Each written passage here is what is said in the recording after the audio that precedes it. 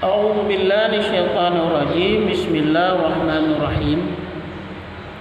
Pelajaran ke-16. Ya, bang ya.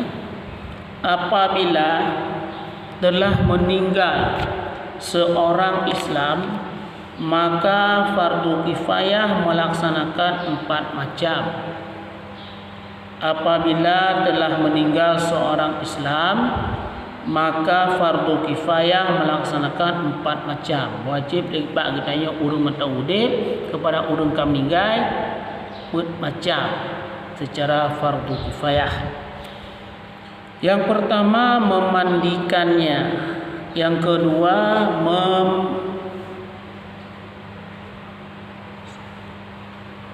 membungkusnya, artinya mengkafan. Yang ketiga menyembahyangkannya. Yang keempat menanamnya, menguburnya. Ini adalah 4 macam kewajipan kita urang udib bagi urang saudara kita yang meninggal. Yang satu agama, satu akidah. Adalah memandikan mayit sekurang-kurangnya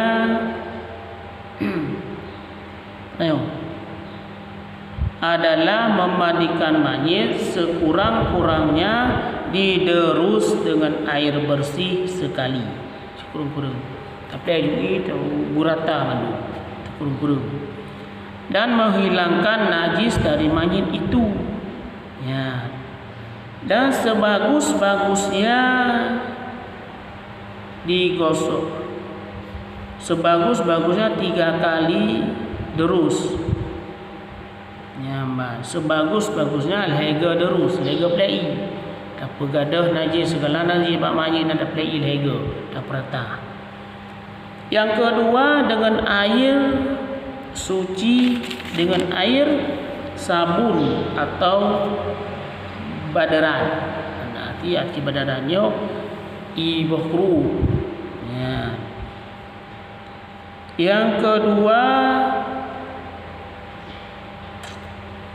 air dengan air bersih. Yang ketiga dengan air kapur barus. Yang adalah tata cara pemandian jenazah. Dan dikafani mayit itu dengan kain dan menutup semua badannya, sedikitnya selapis, sekurung-kurung sebuah lapis, 3 dan pukul. Dan 3 lapis adalah sunat bagi mayit laki-laki.